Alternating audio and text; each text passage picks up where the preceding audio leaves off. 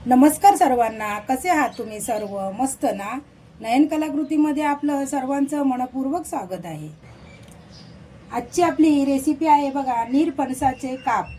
यालाच विलायती फणस पण म्हणतात. या फणसाचे खूप फायदे आहेत. याच्यामध्ये विटॅमिन ई, विटॅमिन बी, मॅग्नेशियम, लोह, कॅल्शियम, प्रोटीन आणि फायबरचे प्रमाण खूप जास्त आहे.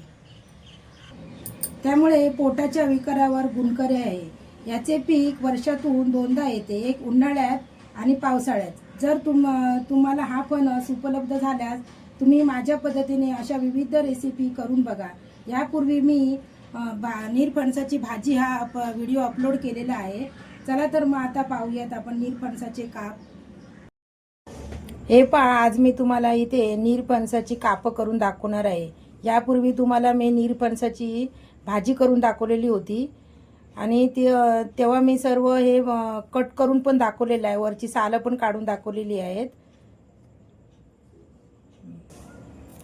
हे पहा, मी तुम्हाला आता हा फणस कापून दाखवते. हा पहा, फणस मी कापून दाखवते तुम्हाला मी.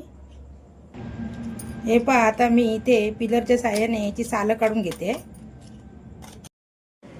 हे पहा, सार सर्व काढून टाकलेले आहे. आता मी त्याचे 2 तुकडे करून दाखवते तुम्हाला. हे पहा, 2 भाग केलेत मी त्याचे. आता बघा, एवढं आपण ना जाड असं ठेवायचं, जास्त पातळ नाही करायचं. एकदम पातळ पण आणि जास्त जाड पण नाही, असे मी असे तुकडे करून घेते बघा. आणि हा बघा मधला पाव आहे ना, तो आपण असा काढून टाकायचा आहे बघा. तुम्ही 2-2 तुकडे पण करू शकता त्याचे. हे पहा, असा पाव काढून टाकायचा याचा बघा, अशा पद्धतीमध्ये. हे पहा, अशा पद्धतीमध्ये सर्व मी असे काप करून घेते.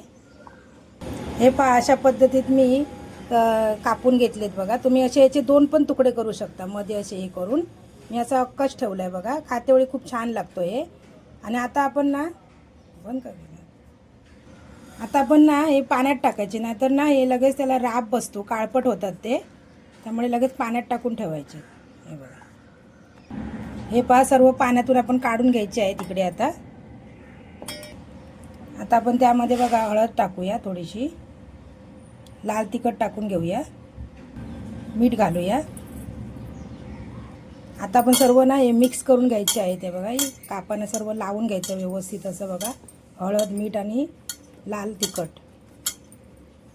आता कापानं लावण्यासाठी आपल्याला कोटिंग करायचं आहे. त्यासाठी बघा रवा घेतला आहे मी इथे आणि तांदळाचं पीठ घेतलं आहे. त्यामध्ये बघा आपण थोडंसंच मीठ टाकायचं, म्हणजे थोडं टाकायचं मीठ. त्याला अगोदर लावलं आहे ना आपण. थोडंसं लाल तिखट टाकू आणि थोडीशी हळद टाकू आपण. आता हे आपण मिक्स करून घेऊ, कारण कोटिंगमध्ये पण थोडंसं लाल तिखट, मीठ, हळद टाकल्यामुळे काय होतं, कोटिंग पण खातेवेळी छान लागतं आपल्याला. हा पहा, गॅसवरती मी तवा ठेवला आहे. आता मी त्यामध्ये तेल घालते. हे पहा, असं कोटिंग लावून घ्यायचं आपण त्याला.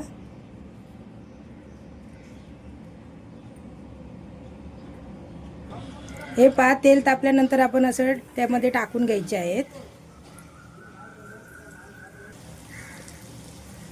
हे पहा, असे लावून ठेवायचे आपण. मध्यम गॅसवरती आपण भाजून घ्यायचे आहेत आणि 2 मिनिटांनी आपण असं परतायचे आहेत. हे पहा, आता मी तुम्हाला परतून दाखवते.